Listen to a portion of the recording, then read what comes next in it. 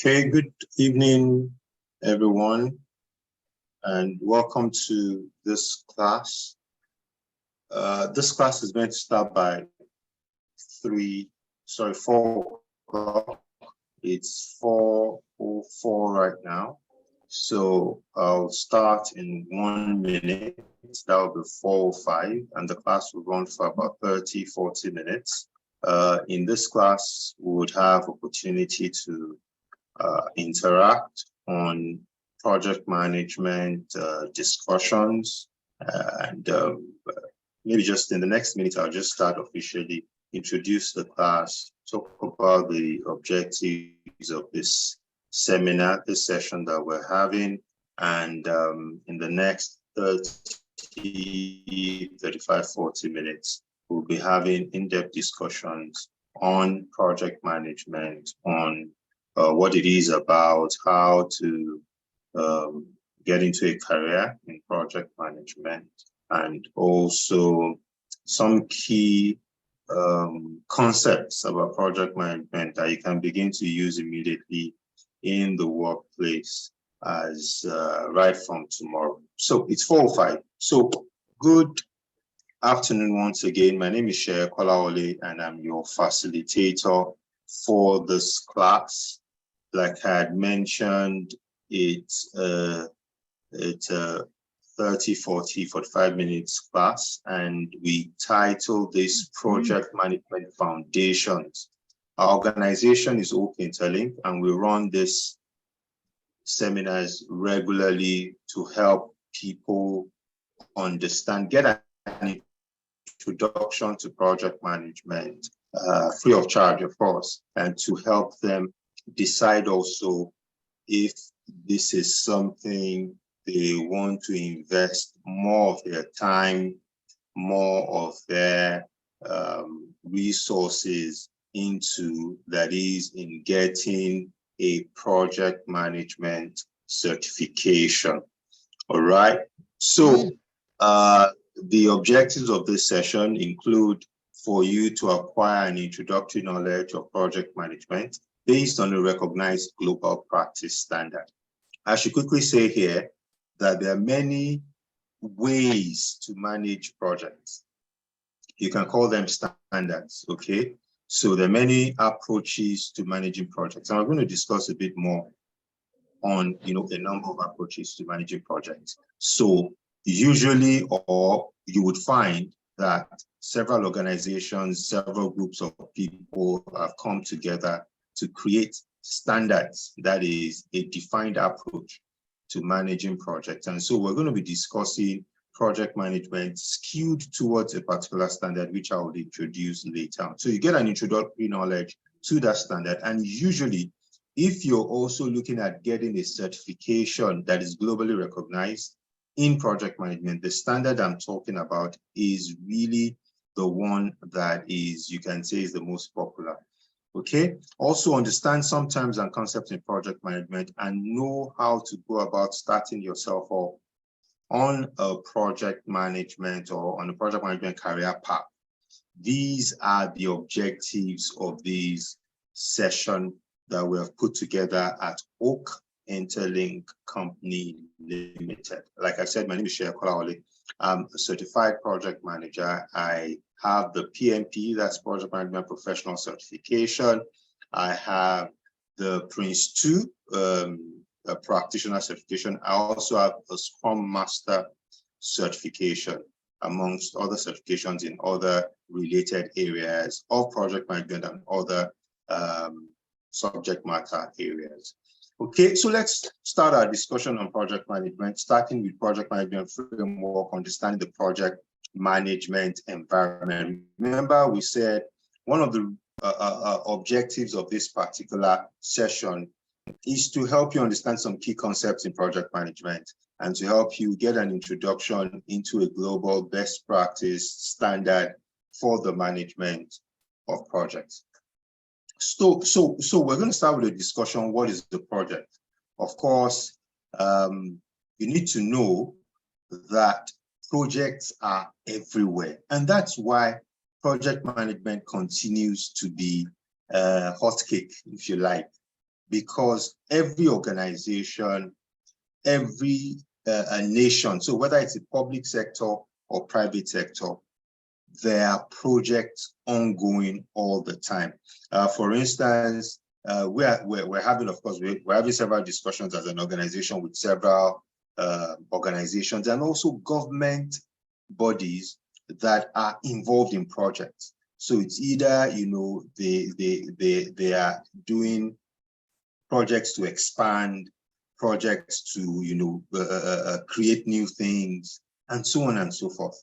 Because again, you realize that projects, for there to be anything new, okay, you need to embark on projects. I was just reading this afternoon about, I don't know if you have heard of this AI, you know, technology, ChatGPT. That's what is reigning now. And then I was reading that, okay, of course, ChatGPT is sort of, you know, backed by Microsoft. It's an AI tool that essentially is quite intelligent. Of course, as the name implies, artificial intelligence, but it's able to help you do a lot of things, you know. I was reading another article that was saying that, you know, students in universities are using ChatGPT to submit, you know, to do their assignments and all of those kind of things. And so you find that, you know, ChatGPT is making waves anyway.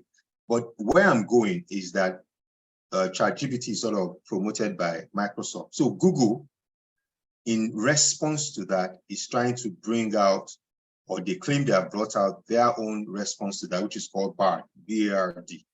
But where I'm going is that immediately that happened, that Microsoft, you know, brought out that late November, November last year, and it started making waves.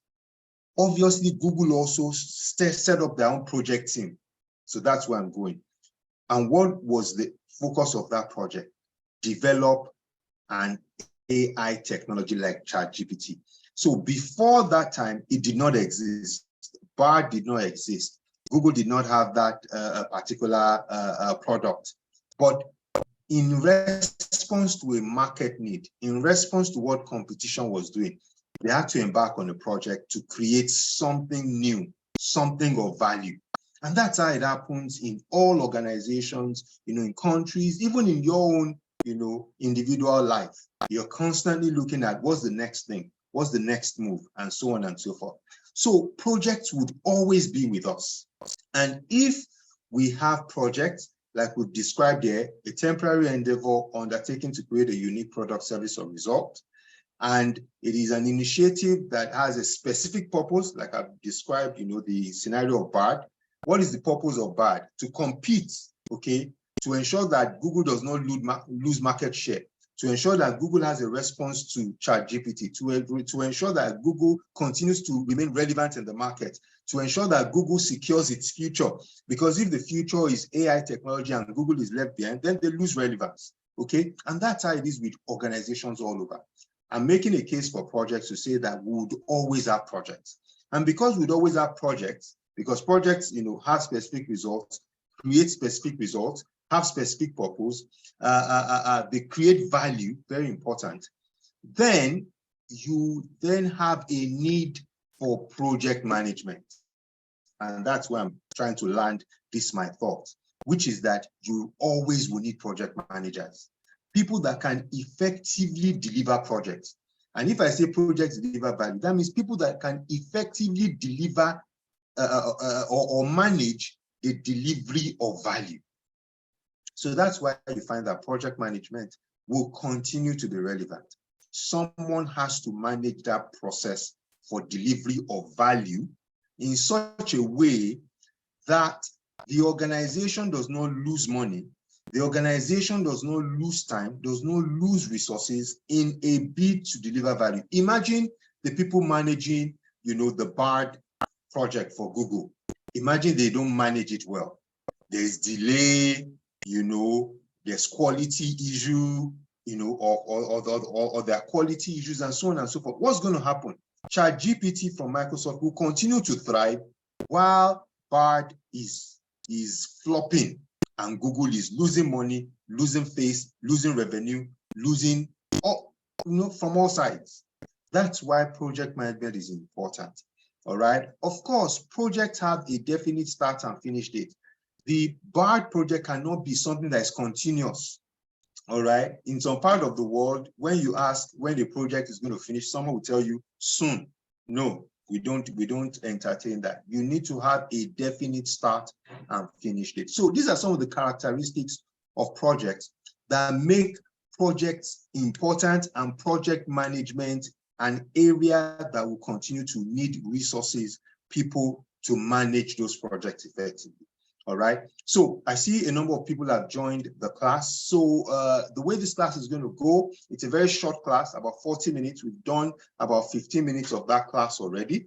Now, the way this class is going to go is such that I would entertain questions. So you can put your questions in the chat room or your comments. I would look at them and then I'll speak to them as I'm going on. Also, at certain points in my presentation, I'm going to ask you questions as well. And so you'll be required to answer. And at the end of the class, at the end of my presentation, you may also have a chance to ask some questions, okay? So that's what projects are all about. There's also the concept of progressive elaboration, which is critical to understanding project management, but because of time, we'll not be able to go in depth into it. But suffice to say at this point, progressive elaboration is also a key characteristic of projects, and it helps you to understand how to successfully manage projects. Maybe as we go on, I'm going to have time to speak a bit to that. So I've said what projects are, and I'm also saying that because projects are important, they deliver value, project management is critical. And that's why you find, across the globe, everywhere, there's a lot of, emphasis on project managers. Why? Because they manage the process of delivering value. If they do not manage it well, then your process of delivering value in your organization will be compromised. And that essentially means losing money, losing opportunities, losing, valuable resources that the organization should ordinarily have used to create value. So what's project management? The application of knowledge, skills, tools, and techniques to project activities to meet project requirements. So a project manager is able to utilize knowledge, skills, tools, techniques on project activities to meet the requirements of the project. And the requirements of the project can be diverse. Of course, primarily is to deliver on the scope, what is to be created. Part of the requirements could also be, to deliver within time. It would usually actually be to deliver within cost, to deliver to the satisfaction of the customer, and so on and so forth.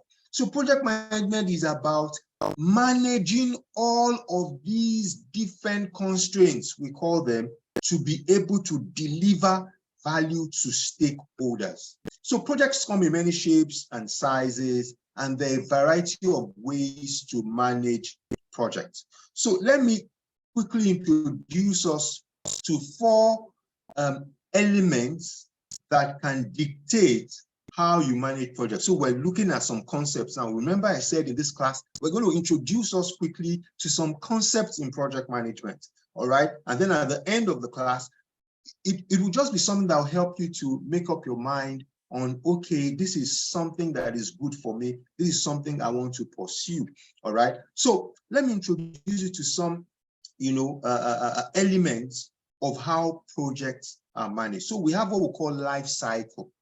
And life cycle essentially deals with how you manage. Remember, we've talked about projects already, what projects are. We've talked about what project management is. What did we say project management is? The application of knowledge, skills, tools, and techniques to project activities to meet project requirements. All right. We said project management is important because projects create value, and there has to be effective and efficient management of the process of creating value.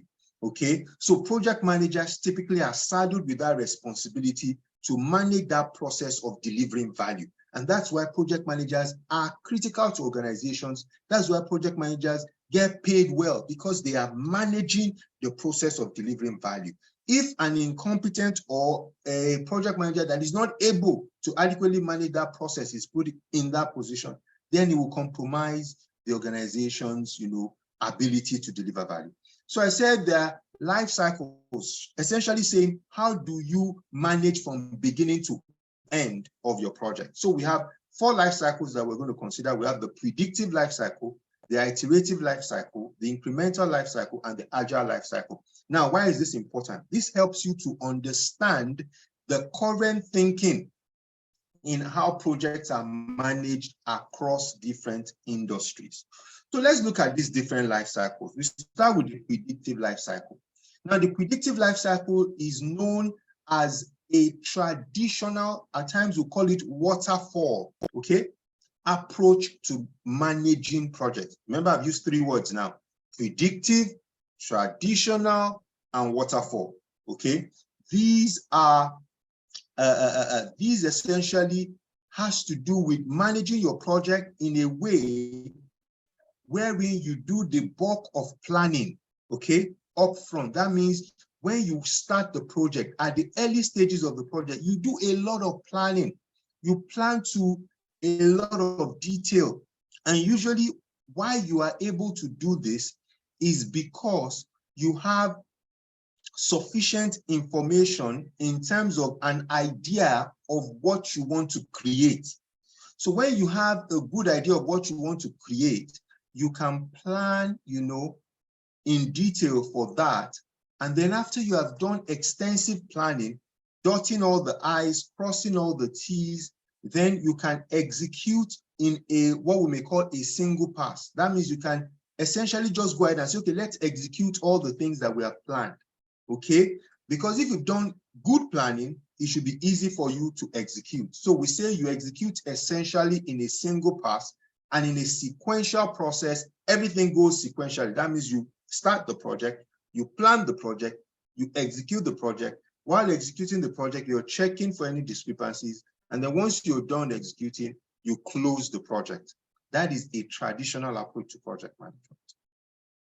Another approach, though, is typically when you don't have a lot of information or an idea. So an example of the kind of environment that predictive life cycle projects, project management works for is, let's assume you want to do a construction of a 3-bedroom flat. Now, constructing a 3-bedroom flat is, let's ensure we mute once we get into the class so that we don't disturb the class. So I was saying that you're trying to, construct a 3-bedroom flat. Now, 3-bedroom flat construction is not new. I'm sure even people on this call, some of us have, flats already that we've constructed. All right.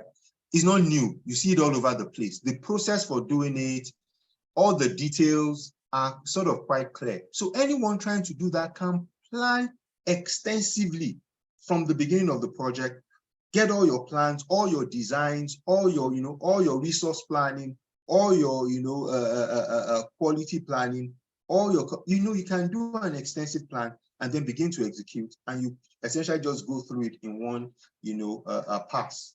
Essentially, note that word essentially. However, there are some other projects. Okay, are we together? There's some other projects. In fact, let me check. Are we together? Now, I have a number of people on the call. Let me just take a quick check to be sure that I'm not just talking to myself. So if you've been following me in this class, let me hear you or not hear you on the chat room. In the chat room, just say, yes, I'm following.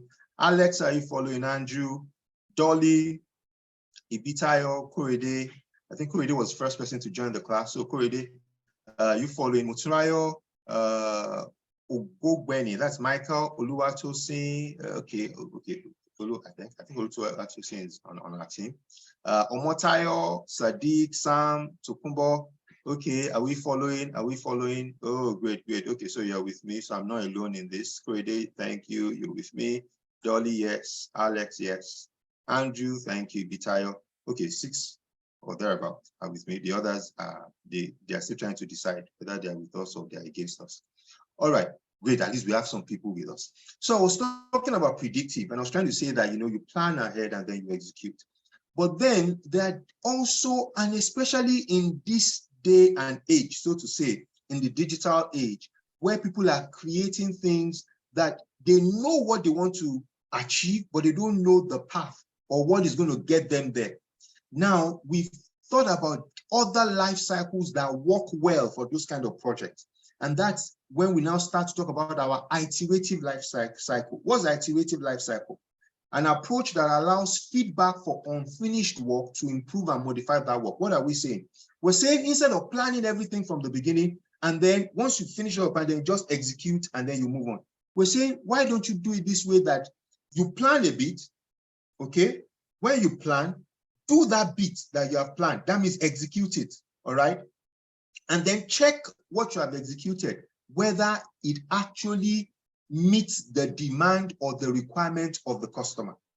So it's like a cycle, okay? It's like a cycle wherein you plan, you execute, okay? And then you close and you say, okay, we've done, we've checked what we have planned.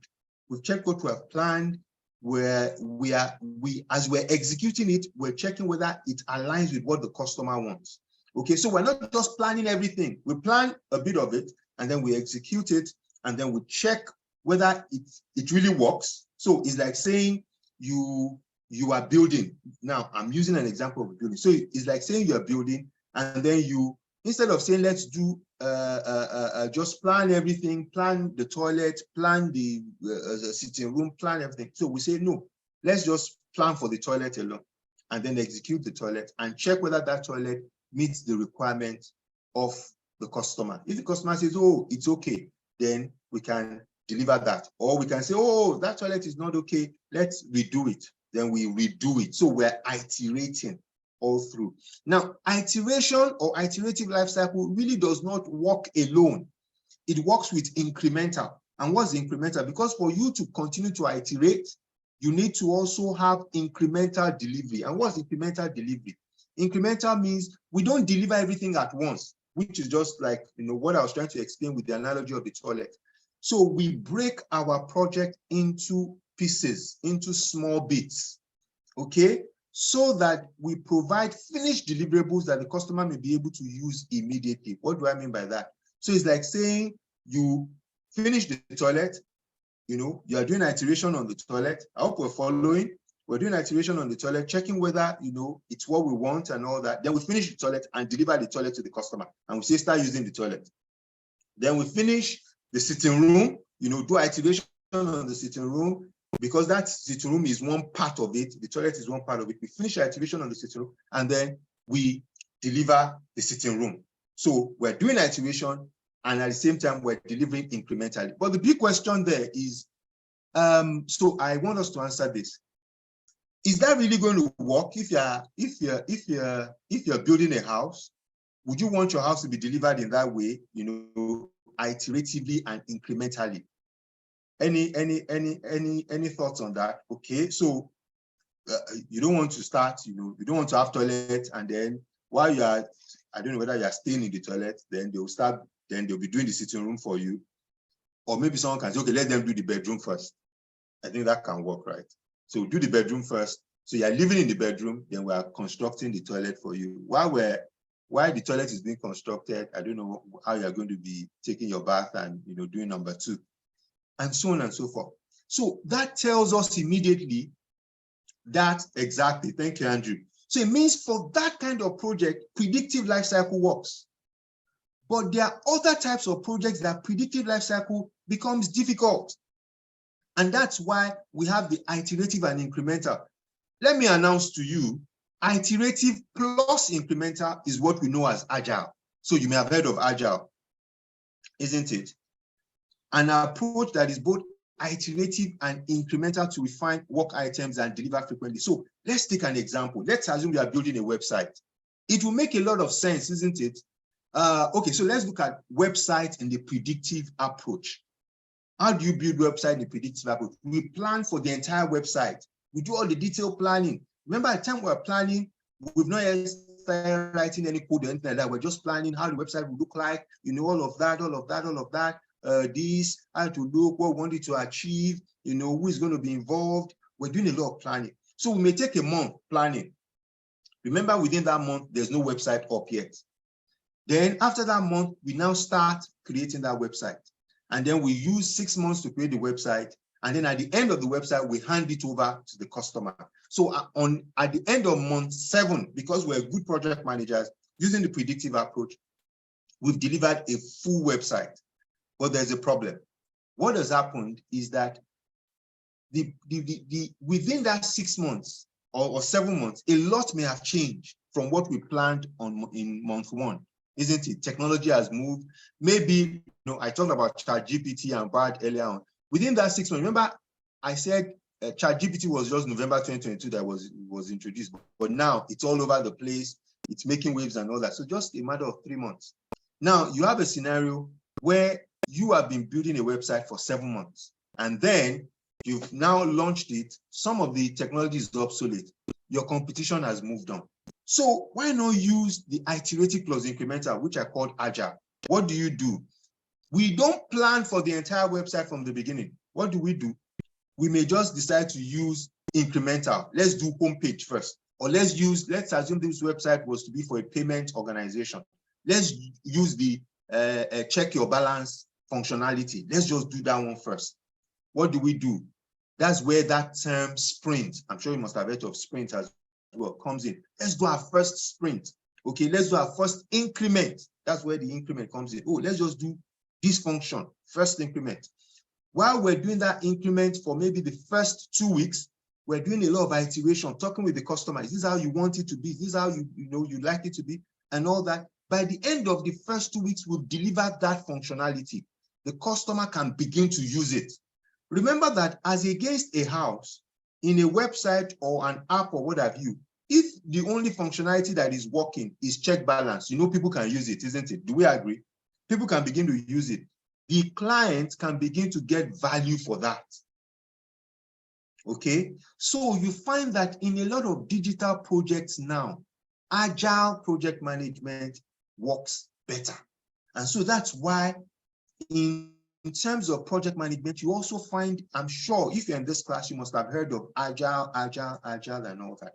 So you also find a lot of Agile methodologies becoming very popular now. Scrum is an Agile methodology, for instance. SAFe is an Agile methodology. Crystal is an Agile methodology. There are quite a number of them. They are all out there, and you can become an expert in those areas as well. If you do, then you would also be able to manage projects that are being, delivered based on those approaches. So what I've been able to tell us so far is that projects are important, right?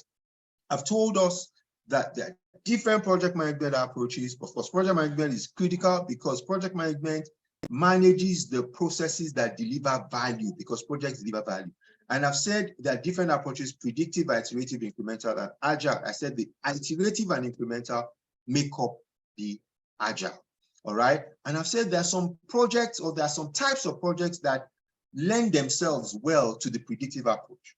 There are some that the Agile approach works well for. So as a project manager, it's important you are familiar with both the predictive and the Agile. You understand the key concepts. You are able to utilize either of these to be able to deliver on your project. And this diagram just shows us that the key difference between predictive and adaptive is the increased element of iterative and incremental in adaptive versus a low element to 0. So there's some iteration also in real life when you're doing your project.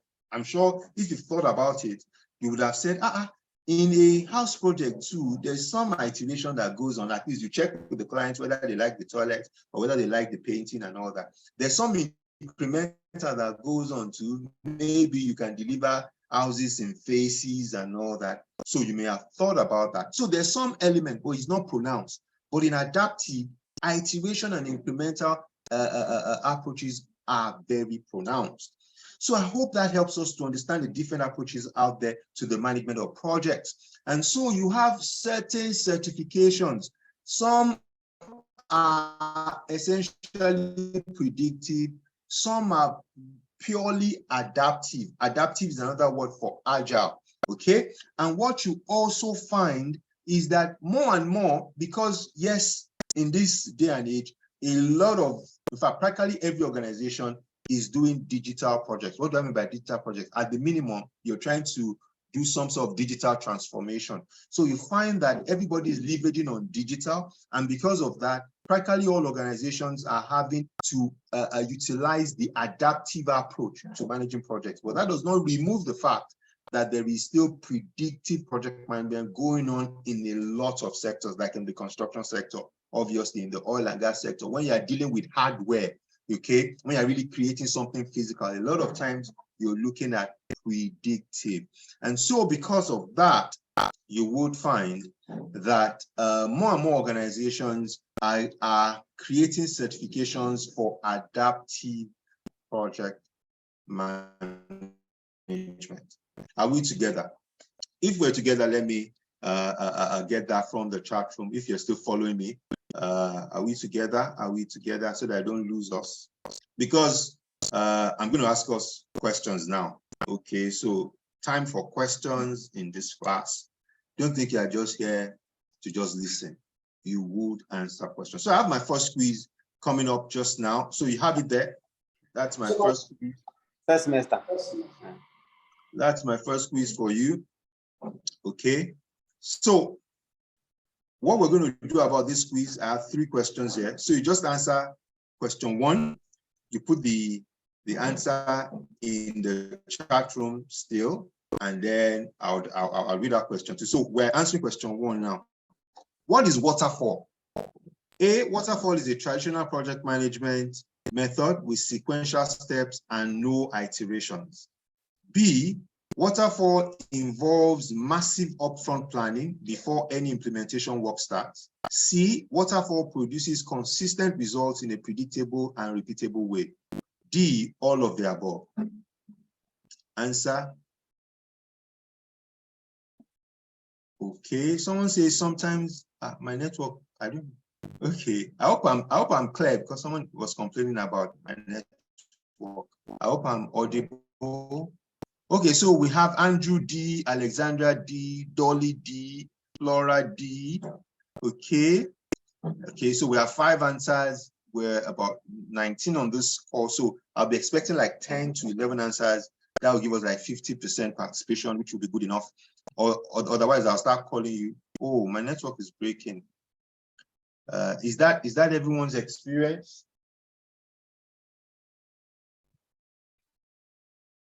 Okay, you should be able to see the question on the screen. So the question is, what is waterfall? A waterfall is a traditional project management method with sequential steps and no iterations. B, waterfall involves massive upfront planning before any implementation work starts. C, waterfall produces consistent results in a predictable and repeatable way. And D, all of the above. Okay, so the answer is yes, Godwin, D. Are you sure you guys are correct? Everybody seems to be going the same way. Okay, I would, Corridor United decided to go another way. Okay, so D is correct. D is correct. All of the above will be correct. Okay, so it's traditional. It involves massive upfront planning, like I've said. Of course, waterfall is what we call predictive. It's also what we call traditional. And then it produces consistent results in a predictable and repeatable way. You know, I gave the example of the house. Number 2, high uncertainty projects have high rates of change, complexity, and risk. Now, I did not say these things directly, but I implied them. Okay, yeah, maybe I implied, maybe not. Okay, but use your church mind to answer. High uncertainty projects have high rates of change, complexity, and risk. Okay, of course, uncertainty in itself is known as risk. So true. So I have 2 answers. Andrew, true. Alexander, true. Okay, think about it quickly and answer, because we have just a short time to go in this class. True. Flora wants true, which is A. Okay, Dolly, true.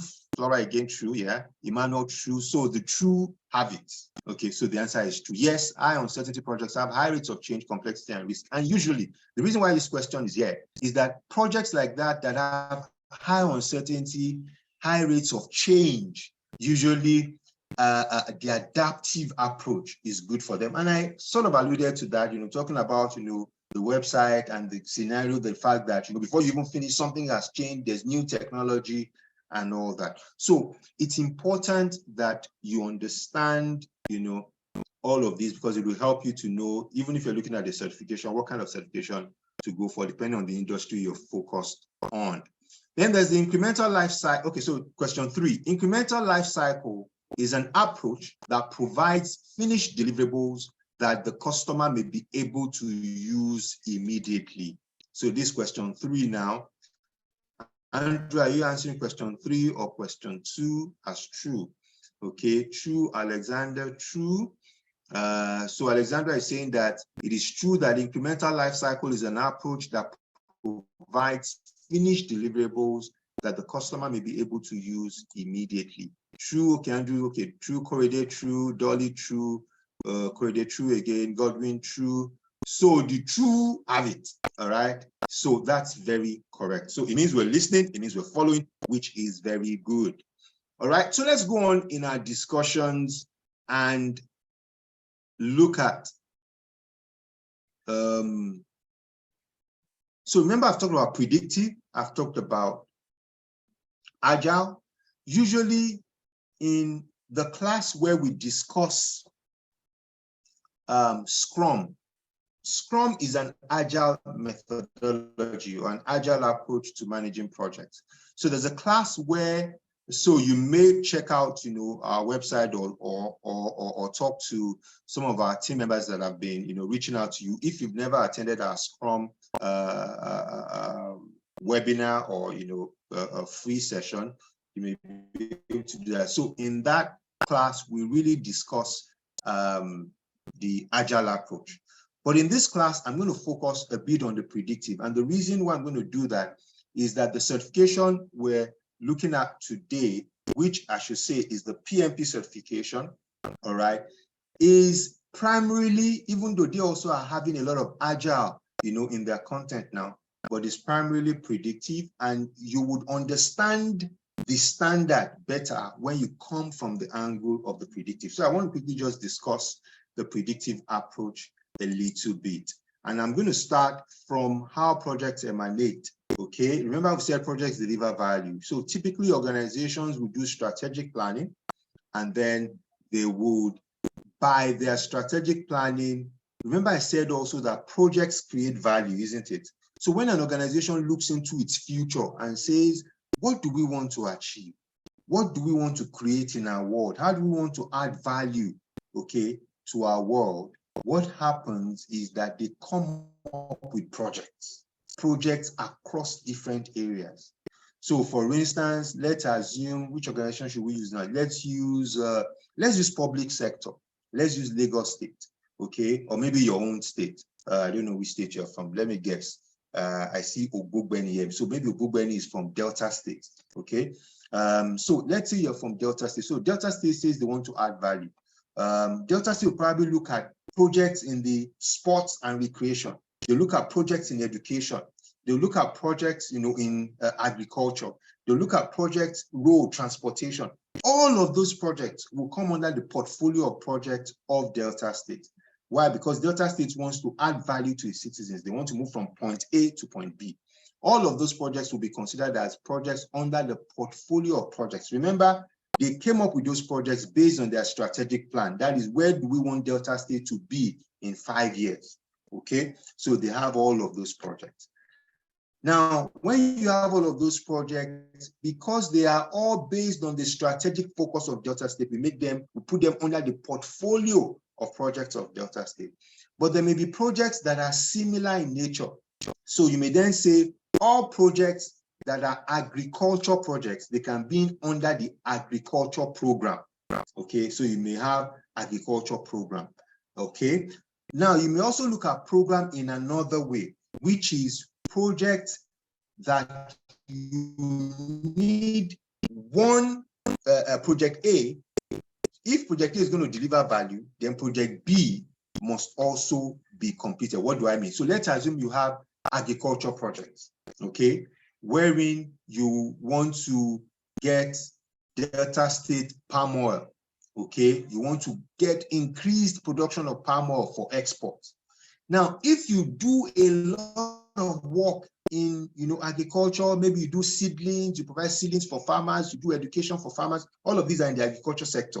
Okay, and these examples I'm giving helps you to understand how far-reaching the concept of project management is and where you can utilize the knowledge. Okay, so you do all of that for farmers and all of that, but you don't do anything, or your project as far as road construction from those farms to the cities or to the ports, your projects there fail, or you don't have any projects in that space, your agriculture project will fail. Why? Because you may do all of that, increased crop production and all of that, but they can't bring those things out.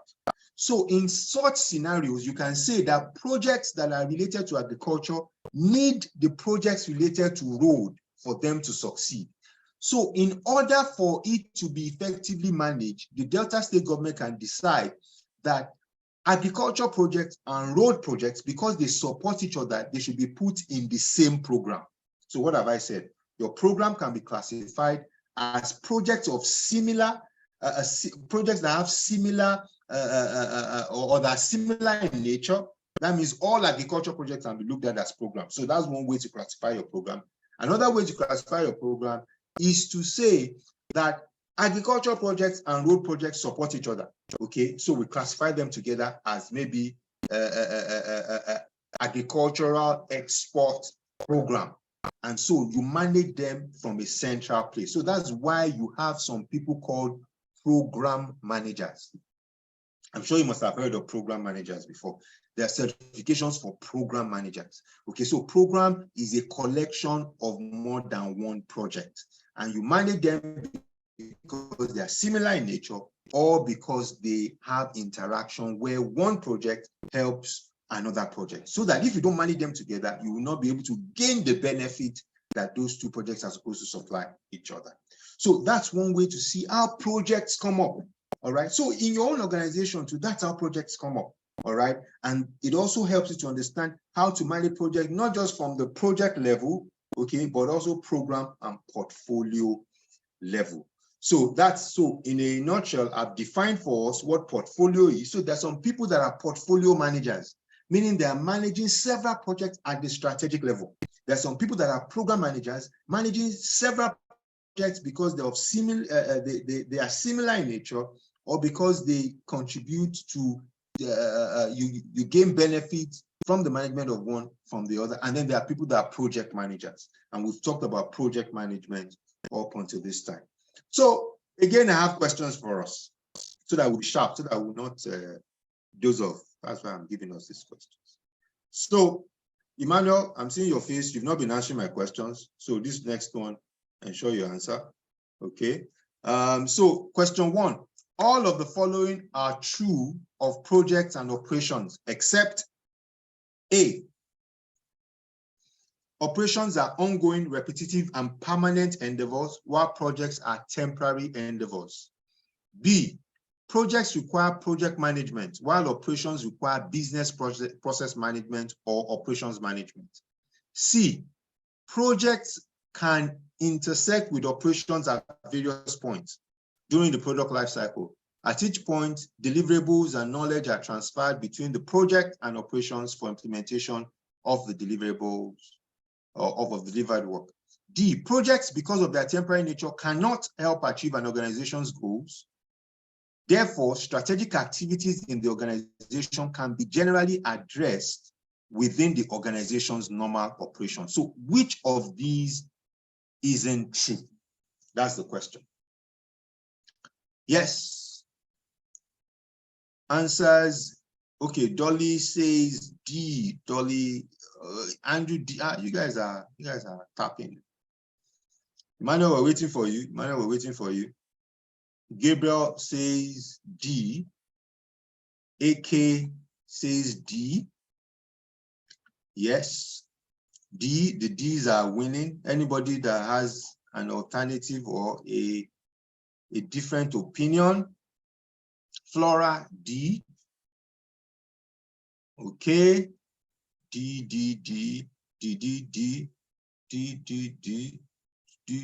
Is Emmanuel that is keeping us? So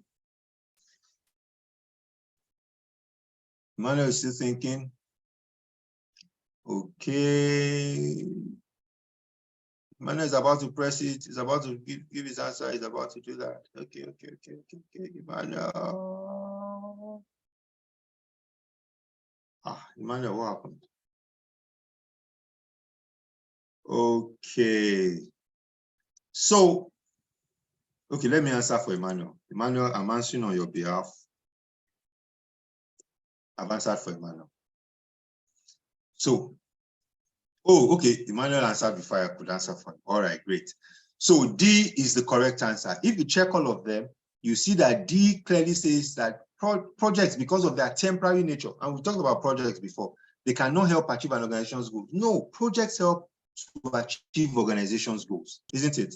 And therefore, it says strategic activity in the organization can be generally addressed within the organization's normal operations. No, it cannot, because like I said, for you to achieve your strategic objectives, you embark on projects, isn't it? All right, so we're all correct. Very good. And finally, in this session, what is a program? I took time to explain what a program is. A, an initiative set up by management. B, a means to gain benefits and control of related projects. C, a company policy backed by government regulation. D, a group of unrelated projects managed in a coordinated way. Answers, please. What is a program? Okay, I have some answers already. Very quick. Good, guys. Okay. B, Andrew. D, Alexandra. D, Korede. Okay, so we have between B and D now. B says a means to gain benefits and control of related projects.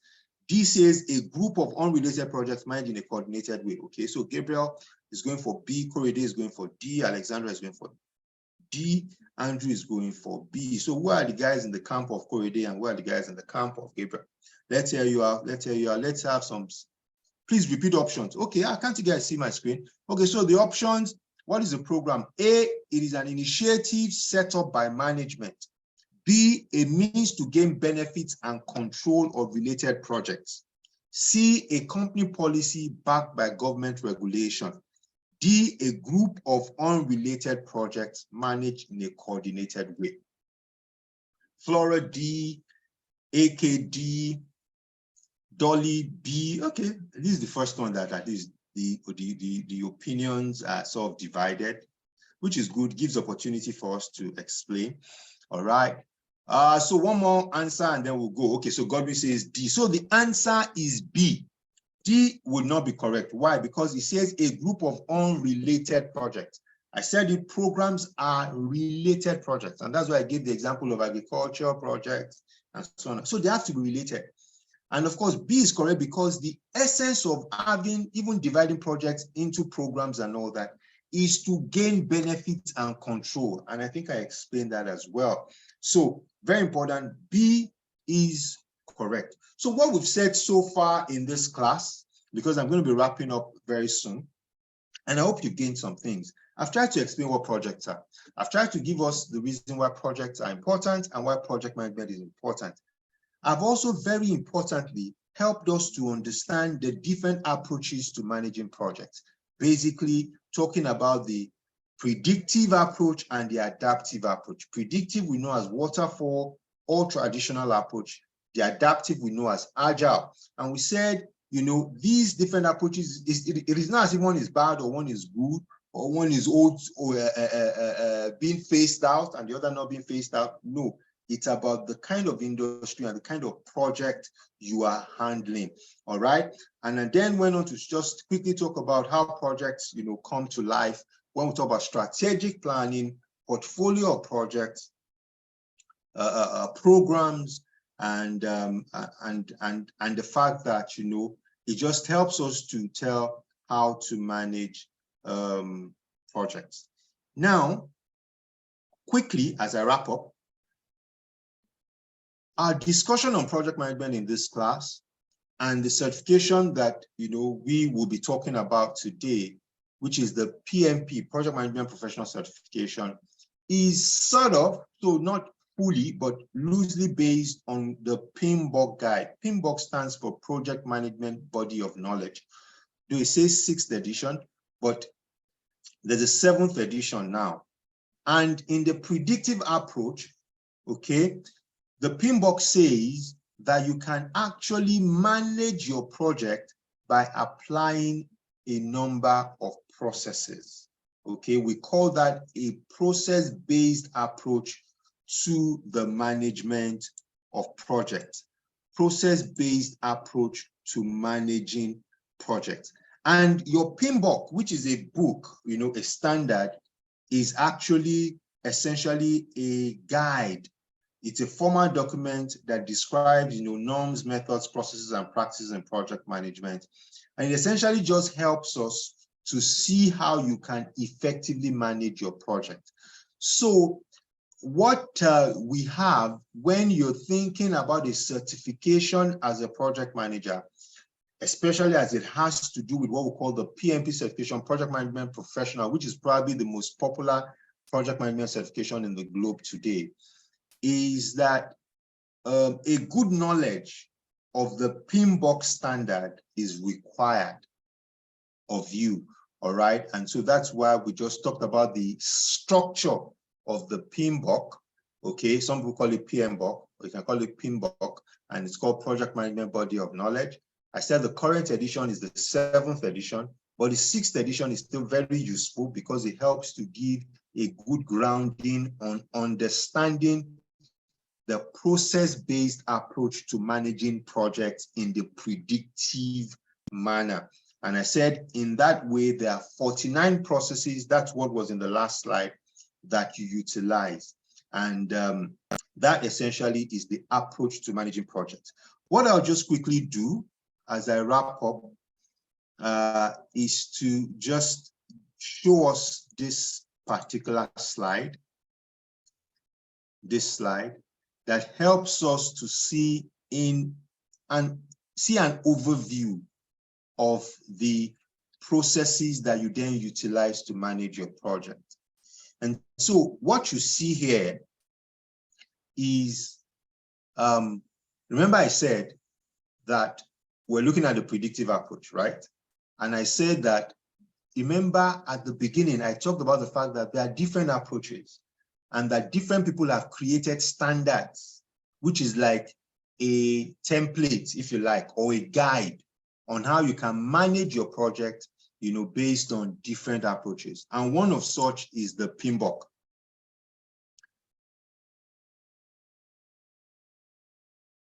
Oh, sorry, I'm a bit concerned. Is everybody, am I breaking for everyone?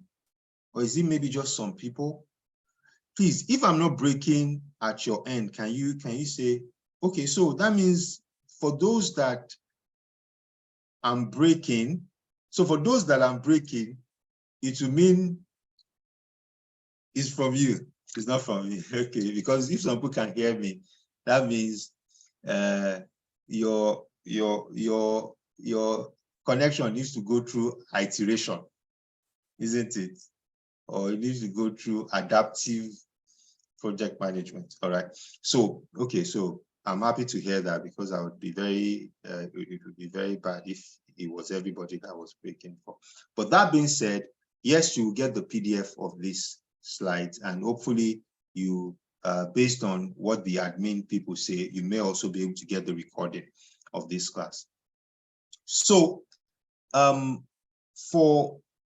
was trying to say that the PMBOK, which is one of the standards that you can manage your project, by, there is the process, the 49 processes which you have in this slide. So what we're essentially saying is that, to remember, I've been repeating the term that project management is about the management of the processes that deliver value, okay? Because projects deliver value, so you want to manage it.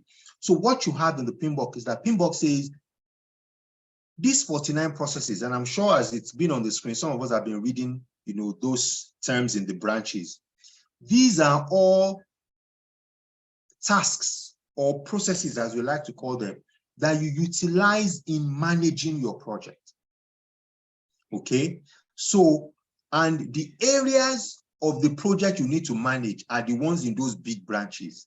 So you need to manage scope, you need to manage schedule, you need to manage cost, you need to manage quality, You need to manage resource. You need to manage communications, risk, procurement, stakeholder. And the processes you use to manage those big branches are the ones in the small, offshoots, like stakeholders, for instance. In order to manage stakeholders on your project, you need to identify them. You need to plan for them, plan stakeholder engagement. You need to manage stakeholder engagement. You need to monitor stakeholder engagement. All of these ones in the small branches are the ones we call processes. So if you count the ones in the small branches, you will see that they come up to 49. So what PMBOK is saying is that in order to effectively manage your project, okay, you would be able, if you have a good understanding of these 49 processes, then you'll be able to effectively deliver value on your project. And so PMBOK, essentially, if you're going for the PMP certification, will be testing you mainly on the capacity to understand and utilize in scenarios the application of these processes. Okay, so someone just asked whether we're running the main PMP class. Yes, we're going to do that very soon. And our admin would, I know they have your contact. They've been reminding you of the class. So they're going to inform you of all that. And I'm also going to inform you of the special offer that we have for those that are in this class for the next full class. But the idea here is that as a project manager, you then have good understanding of these processes and you can deploy them, all right? And in doing so, you are able to deliver value on projects, okay? Remember, this is predictive approach. This is a particular standard, PMBOK, that you can utilize. There are several other standards. For instance, when I was introducing myself, I told you that I have PMP certification, I have Prince2 practitioner certification. So Prince2 is also another standard, okay, that you can use to deploy project. I also told you that I'm a Scrum Master. That's another standard, but Scrum is an agile, focused, approach, okay? And so that essentially is it. I would have to wrap up now because it's already 5 o'clock. But before I go, okay, let me quickly talk about this. So as a project manager, these are the competencies you need to have: technical project management, leadership, and then strategic and business management. The knowledge of those 49 processes, or maybe the knowledge of Scrum, as the case may be, or the knowledge of the processes in Prince2, for instance, are what is considered technical project management. So to be a qualified project manager, you need that. That is knowledge of those, all those things in the tree that I showed you. You also need to have leadership skills. So there's a lot of soft skill because project management is about managing people. So leadership also comes in. And then there's strategic and business management and understanding of the business that you are in. So some people may say, oh, can I be a project manager, even though I've been working in the oil and gas? Can I be a project manager in construction? No, let's say in IT. Yes, you can be, but you need to come up with, come up on your knowledge with the strategic and business management of that particular business. The technical project management is the same for all projects, for all industries. Those 49 processes are the same for all industries. Leadership, of course, is generic, but the strategic and business management, you need to learn about that business. So those are the 3 elements of the triangle that makes for a good project manager. So are you interested in becoming a PMP or a PM, that's a project manager? Then you should consider the project management professional certification. All right. So we have a class coming up soon. Kumi and Tosin, who are admin, will update you immediately after this class. I think Kumi is supposed to be putting up a link in on the chat room now to help us join an information platform to give us information for the coming class. Now, why is that important? Why do you probably want to join that class? I think it will be in this chat room that is going to share the slides for this course and this recording as well. I think it's been recorded. Yes, I think I've been recording. Yes, I have. He's going to share that. He's also going to share with you some more information, but most importantly, he's going to share with us the fact that we're giving you an offer. But I think before then, the path to certification is, of course, you may need to take a training. Of course, to understand all this, to be able to pass the exams. Our classes are virtual or physical, and then you register for the exams. But I think very importantly, one thing I want to say here is that for those that are in this class, ordinarily we do 20% off, but I'm giving an additional discount for this class up to, I think it's about 25% a quarter. Is it a quarter? Yeah, or something a bit more than that. But Kumi is going to give us all of that information for our upcoming class. So please join that WhatsApp group, and Kumi and Tosin would give you all of the information you need. Having said that, let me just do a recap of what we have learned today. Projects are important. Project management is useful, will continue to be useful, because the delivery of value, which is what project is about, needs to be managed effectively so that organizations do not lose, do not compromise the delivery of value. There are different approaches to project management. There's basically we can say we have the predictive and the adaptive. For the predictive, for instance, there are different standards for managing predictive project, for delivering predictive project management. One of such, arguably the most popular, is one propounded by the PMBOK. That's a project management body of knowledge, and it contains 49 processes, which I showed you the tree.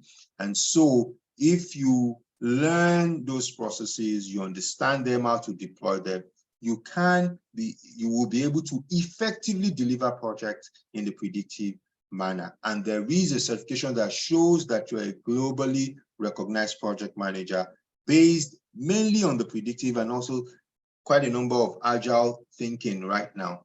But knowing the predictive approach helps you to be able to go through and sit for that exam. Our PMP class, which, like I said, Kumi is going to update us on, is actually both predictive and agile. Okay, takes you through all that and prepares you for the exam. All right. I will take just one question. Sorry, two questions. Does anyone have any question? I know people have been asking their questions, but any question? Any question? Okay, so Kumi is giving us up to 40% discount, which is good. Any questions? Any questions? Going. We spent more than I thought we would. This is already 5:07. So we would have finished this class by 5 o'clock. We don't want to keep you for too long. We want to go and enjoy your Sunday evening, prepare for tomorrow.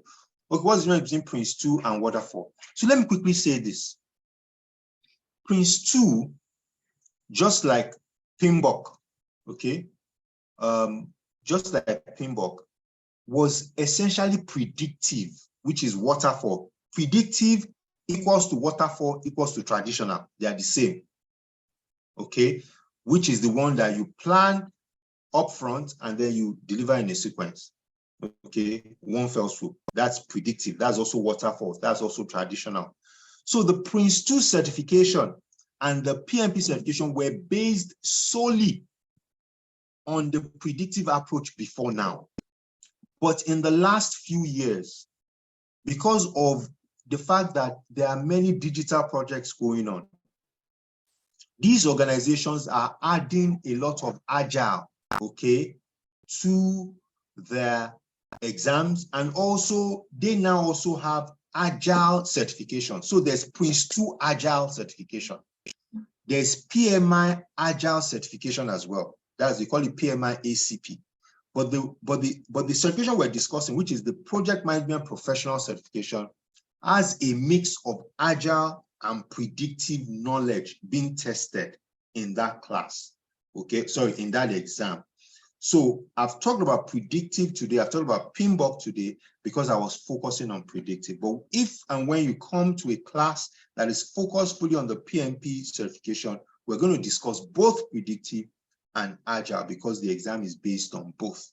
Okay, but let's not get confused. I've tried, and that's why I spent a lot of time on explaining predictive or waterfall or traditional and the agile or adaptive. Okay, so that we have a good understanding, so that when we go out there and we hear these terms, we know exactly what is being said. Okay, how many exams are you writing? It depends on what you want to do. So there are many certifications for project management. If we focus on the PMP certification, PMP is one exam. Okay, now for you to be able to sit for that exam, you need 3 requirements. You need experience, you need training, which is the training we're giving, and you need to also have schooling, okay, educational qualification. So if you're a graduate, you need 3 years experience, and then you need 36 contact hours of training, which we're going to provide for you. Okay, cost implication, on a general scale, the PMP exam is $555. Okay, what is the average salary for this qualification?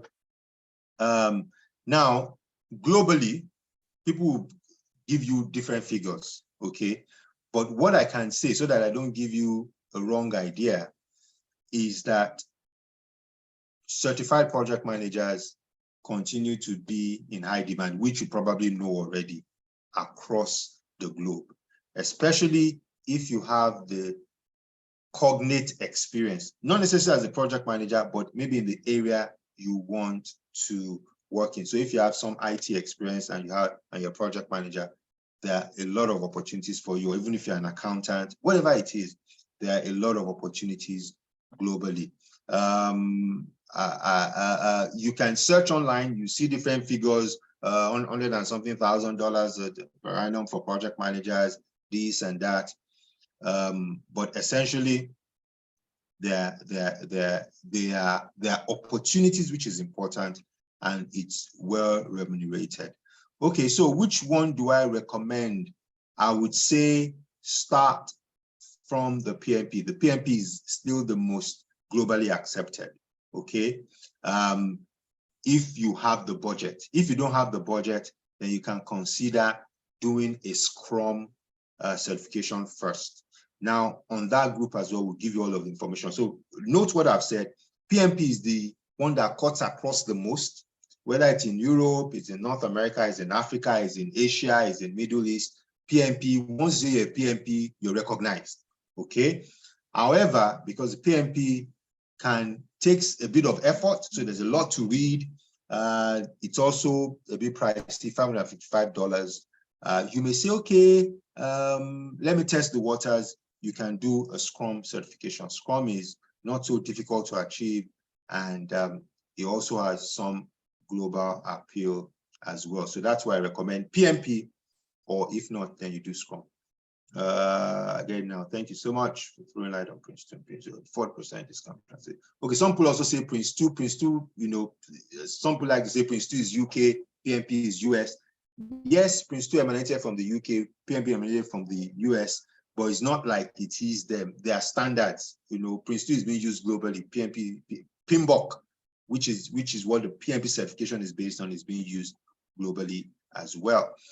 All right, I gotta go. Oh, my name. So my name is Shea Olaole. I work with Oak Interlink. Okay, this is my number, even though so that I don't seem as if I'm proud and I don't want to give you my number. Okay, Kumi has put his number there. Okay, so that's Kumi's number. We work in the same organization. If you ask Kumi that you want to talk with me, Kumi will provide you my number. But any information you require, Kumi can supply for you. We work in the same organization. All right. So thank you so much. Thank you, everyone. I appreciate you joining, and enjoy the rest of the evening. Kumi, is there any other announcement that we have?